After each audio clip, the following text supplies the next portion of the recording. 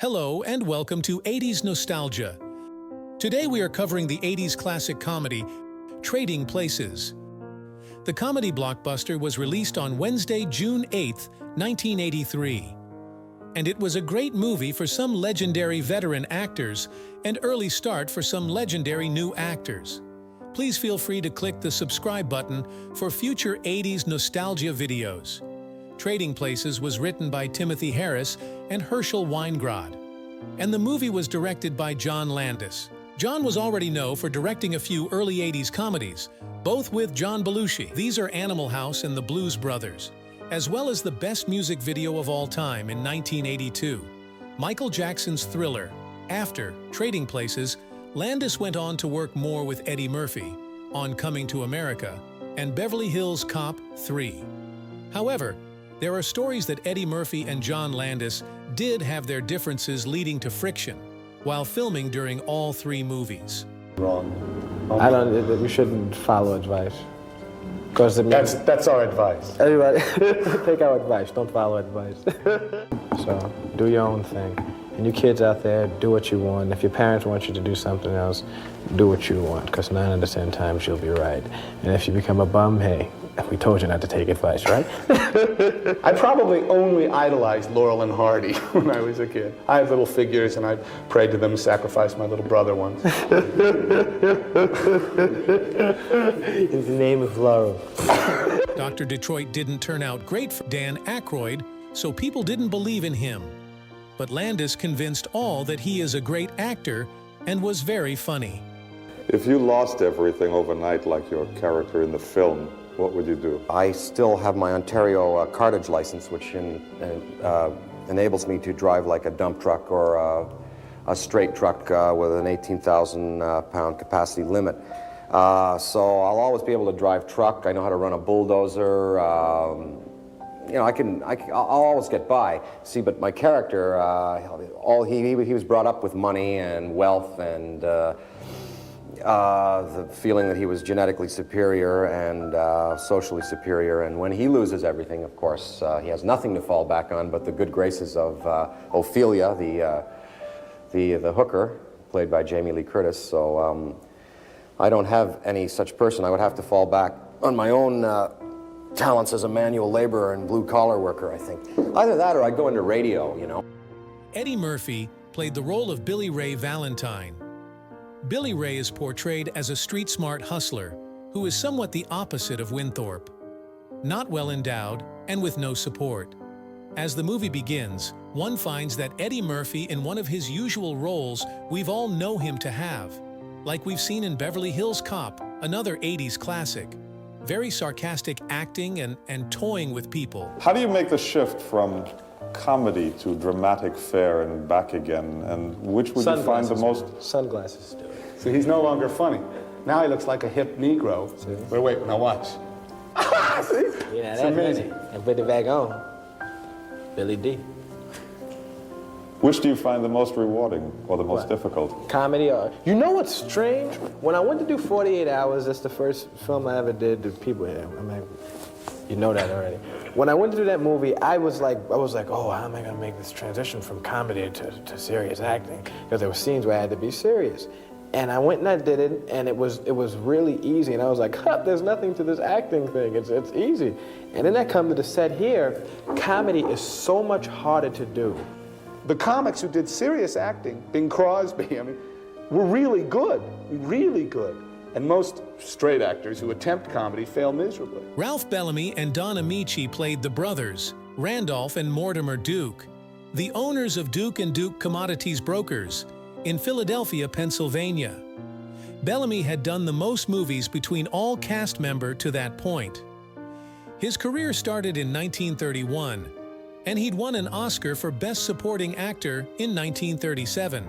In the film, The Awful Truth, aside from having so many films, one thing Ralph had in common with Don was that they weren't familiar with Murphy and Aykroyd's work. But Murphy and Aykroyd admitted that the feeling was mutual. For Mortimer Duke, Ray Milland from Dial M for Murder was originally cast, but he didn't pass the insurance physical. When Landis asked for Don Ameche, He was informed that he had not made a movie in 13 years and he could not be found. Landis literally asked if Don had passed away. Ameche was later found and held off on agreeing to return to movies until he was paid what Milland had been promised. So they agreed, and Don was hired. 2 years after trading places, Ameche starred in Cocoon in 1985 and won an Oscar for his work. Ameche hated saying the F-bomb. Mortimer, your brother's not well. We better call an ambulance. Fuck him! Now you listen to me. But Jon Landis consistently convinces him, even by saying, "Do this effing right, Don." Jon Landis loved working with Don and Ralph. To just talk about, and then what did Cary Grant say, you know? What was it like on The Wolfman? I mean, these guys had just such extraordinary careers, and I was enamored. Your hooker character in Trading Places have a heart of gold when she looks after Aykroyd's character, or is she just keeping an eye open for future riches? No. Then she would be a cold and calculating bitch. And then we wouldn't like Ophelia. No, I think hooker with a heart of gold. I think all hookers have a heart of gold. I hope so. I mean, you kind of almost have to, because it's such a cold thing that they do in a way. And I think that they probably all have a heart of gold underneath it. Randolph and Mortimer enter the office after Winthorp and pass by Billy Ray as he pretends to be a legless blind man, asking for money outside of the brokerage office. In the morning, Winthorp is delivering the payroll to the Dukes and the name Clarence Beeks comes up. Winthorp is confused with the hefty paycheck. I meant to ask you about that. I went through personnel records thoroughly, and there doesn't seem to be a Clarence Beeks employed with the firm. Clarence Beeks. Oh, yes, of course. He's doing something top secret for us. After Winthorp leaves, the Dukes discuss his importance and competence, having different viewpoints. We're lucky to have him managing our firm for us. Oh, hogwash. Exeter, Harvard. He's the product of good environment. They witness an encounter between Louis and Billy Ray. Oh, I'm sorry about that, man. Help! What you talking about, man? Don't shoot. Take it. Please don't kill me. I'm getting married. After being bumped into, Winthorp insists that Valentine be arrested. He's going. Officer, I would like to press full charges. Randolph feels Valentine isn't at fault, just because of bad surroundings. But Mortimer thinks it's because he's black. He's a Negro. Probably been stealing since he could crawl. In Winthorp's case, a product of good surroundings. And Randolph feels he can prove it. Are we talking about a wager, Randolph? Switching the lives of two people at opposite sides of the social hierarchy and seeing who is correct. So they feel Winthorp losing his job is not enough. His job and his home and his fiancée and his friends. If he were somehow disgraced and arrested with the police and thrown in jail even. The Dukes don't press charges and decide to use the two men for their experiment instead. And the bet is on. And they bail him out of jail right before he's about to be beat up. The Dukes are claiming to operate a privately funded program for the underprivileged. And he will be given a job working for $80,000 a year, which Valentine cannot believe. This is too much for me, man. You know, I can really dig this, Randy. You know why? This kind of thing happens to me every week. Jacuzzis, huh? You see, man, I knew y'all was faggots, man. You ain't jacuzzi nobody. It's a whirlpool bath, sir. Valentine quickly becomes well-versed in the business. One part of his new lifestyle is having Winthorp's old butler, Coleman. Coleman was played by Denholm Elliot. He was a British character with more of a dry, sarcastic humor. Denholm Elliot is a legendary British actor who has won 3 British Academy Film Awards for Best Supporting Actor, basically a British Oscar. Roger Ebert describes Elliot as the most dependable of all British actors, and throughout the movie, he seems to lighten up, as he is more uptight and seeming annoyed with the snobbish Winthorp, but gets less orders and more acknowledgement at times from Billy Ray. Elliot was also in films directed by Steven Spielberg and George Lucas, playing Marcus Brody in Raiders of the Lost Ark and Indiana Jones and the Last Crusade. So, Elliot is one of the bigger 80s movie actors in the movie, having multiple awards, also being ordered Commander of the Order of the British Empire in 1988 by Queen Elizabeth II. This is when the introduction of Clarence Beeks is. Undercover detective Clarence Beeks was played by Paul Gleason. Trading Places was 2 years before The Breakfast Club, so this Clarence Beeks role may have played a big role in Paul, getting his most memorable role as Mr. Richard Vernon, Vice Principal of Shermer High School, in The Breakfast Club. Winthorp is publicly framed as a thief of $3 $50 bills, and angel dust PCP is planted in his clothing when he is arrested. Penelope Witherspoon is played by Kristen Holby. Holby was also in Manhunter in 1986, but has also modeled for Ralph Lauren, Givenchy, Yves Saint Laurent, Chanel, and Shiseido.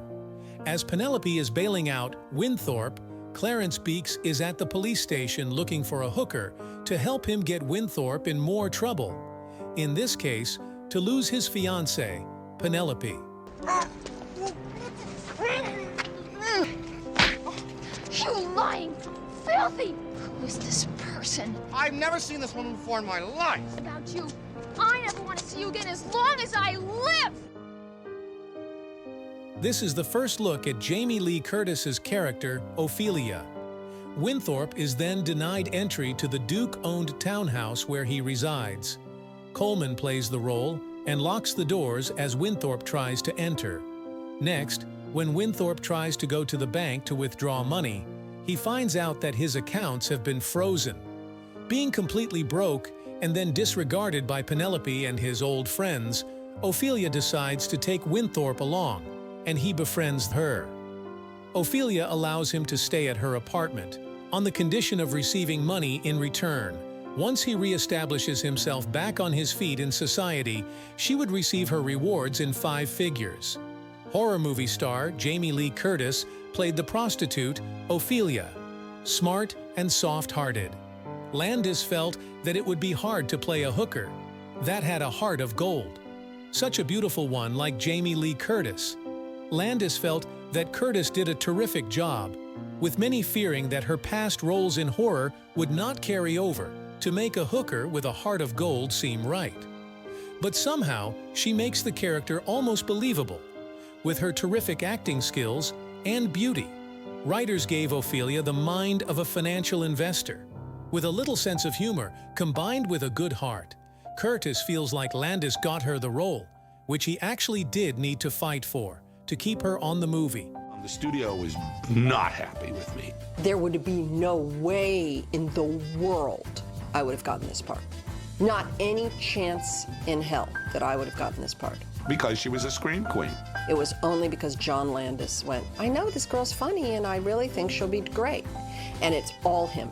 100% Jon Landis. I help you get yourself back on your feet and you pay me, in cash, 5 figures. According to Curtis, this role in Trading Places was the biggest thing that had ever happened to her, to that point. That's how excited she was to make the movie. One thing Jamie did note is that she loved working with the cast and with Dan Aykroyd in particular. G. Gordon Liddy agreed to play Clarence Beeks. The role eventually went to Paul Gleason instead, after G. Gordon Liddy allegedly considered playing Clarence until reading the final scene, involving his character getting sexually assaulted by a gorilla. In the movie, Beeks reads Liddy's autobiography, Will on the Train. But Liddy was who the character was designed for. Some may not know also, the original title of the movie was supposed to be Black and White. And that comedian Richard Pryor was originally attached to the project alongside Gene Wilder. Like the movie Stir Crazy. But unfortunately, Richard Pryor has his known accident of setting himself on fire while freebasing. So Jeff Katzenberg referred Eddie to Landis. And I met with Eddie. I talked to Walter Hill, the director of 48 Hours. And Walter said he's completely wrong, but a great talent. Vital moments in the movie is the Christmas party. During the party, Valentine is in his desk looking at paychecks and sees a hefty one that doesn't match on the company report, one with the name Clarence Beeks. Now both Winthorp and Valentine know Beeks' name. Winthorp has snuck into the party as Santa Claus, stealing food and drinks in the process. Caught him red-handed. Winthorp, is that you? I'm making a citizen's arrest. This man is a drug dealer. Look. Hello, security. Merry Christmas. Before pulling it on the whole party. After Winthorp leaves, Valentine explains to the Duchess, Right? Listen, you can't be soft on people like that. Take it from me, I know Randolph. then throws away all the drugs except one. Valentine goes to smoke a joint and hides in a bathroom stall to smoke it. The Dukes enter the bathroom and, unaware of Valentine's presence, have a discussion of their bet.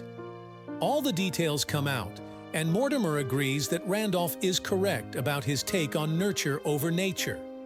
And at the end, reveal that the bet was for $1. Also revealing that they would never leave the business to someone like Valentine. If Mr. Beeks does what we paid him to do, we should have a very happy New Year. Indeed. Winthorp attempts suicide by overdosing on pills, but Valentine, Ophelia, and Coleman hire a doctor and help him recover. Louis wakes up and sees Coleman, thinking it was all a nightmare. I had the most then absurd sees nightmare. Valentine. I was poor and no one liked me. I lost my job, I lost my house. Penelope hated me. And it was all because of this terrible, awful Negro.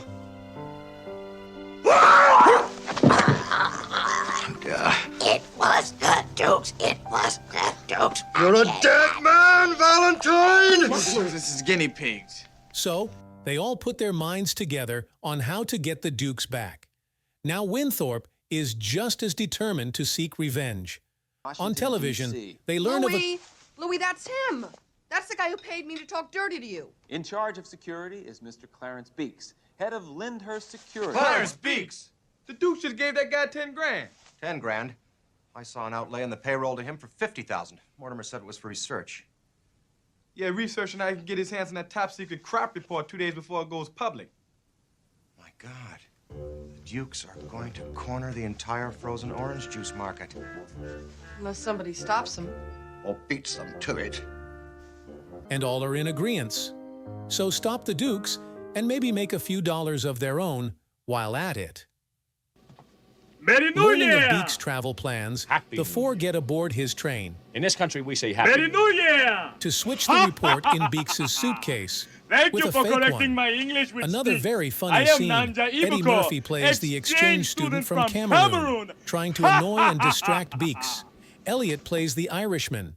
No, I am Inga from Sweden. Inga from Sweden was actually supposed to be German, but Jamie Lee could only produce a Swedish accent, Yeah, for sure, from Sweden. with Jamie Lee repeating it a few times to Coleman. After Inga distracts Beeks, Please to help me with my rucksack. they manage to change identical briefcases, and Aykroyd's character now enters. Lionel Joseph. Nengi! Nengi Mboko! From Cameroon! Do you remember me? It's Lionel Joseph. Beeks sees another briefcase and now uncovers their scheme, noticing that Lionel Joseph is Winthorp as well. So he now holds them all up and takes them to another room. In this room, one of the human gorillas on the train, with Jim Belushi inside, is wanting to have fun. At the same time, annoying Beeks, while a real gorilla is standing right behind Beeks. So as Beeks attacks the human, the actual gorilla knocks Beeks out, and the team tie Beeks down and holds him up, dressing him up as a gorilla. Then they send him off in the train and in the dark night. Then Billy Ray goes on to deliver the fake crop report to the Dukes. The next morning, Ophelia and Coleman give their life savings for investment. My life savings, try not to lose it. Lose it? Coleman, in a couple hours, you're gonna be the richest butler that ever lived, man. I worked real hard for this, Louis. Hope you know what you're doing. Thank you, Ophelia. What are you doing?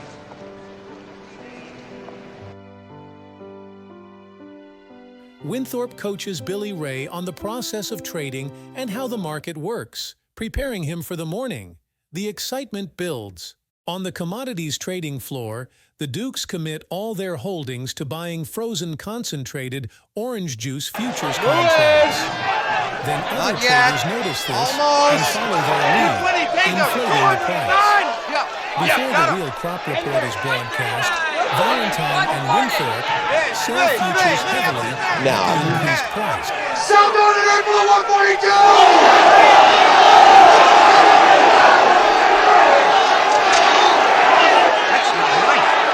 Then trading How can the halts. price be going down? The following. The cold winter has apparently not affected the orange harvest. And after the forecast that the orange crop will be normal, the price of orange juice futures plummets. Valentine and Winthorp successfully cover their short sales, turning a large profit. The Dukes fail to meet a margin call, being left owing $394 million. Oh, see, I made Louis a bet here. Louis bet me that we couldn't both get rich and put you all in the poorhouse at the same time. He didn't think we could do it. I won.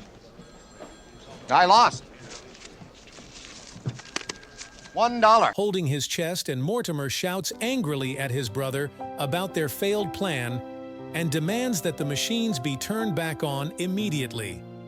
Meanwhile, Valentine, Winthorp, Ophelia, and Coleman vacation on a luxurious tropical beach, bringing in the one of the, if not, the most memorable line of the movie.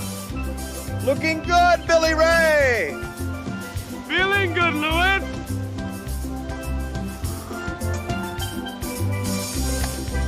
Trading Places was released in 1983, 5 years before Jon Landis directed Eddie Murphy's written film, Coming to America, another classic 80s comedy, and a familiar duo had a cameo in Coming to America.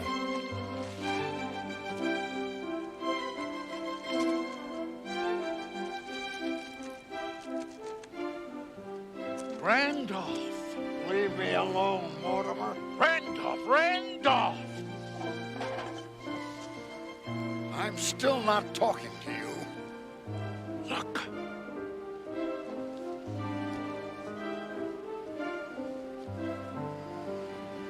Mortimer, we're back. A new movie for several seasoned veteran actors, and a new few breakout roles for startup comedic actors, as well as a new genre of movie for another. Trading Places is a true 80s comedy classic for all.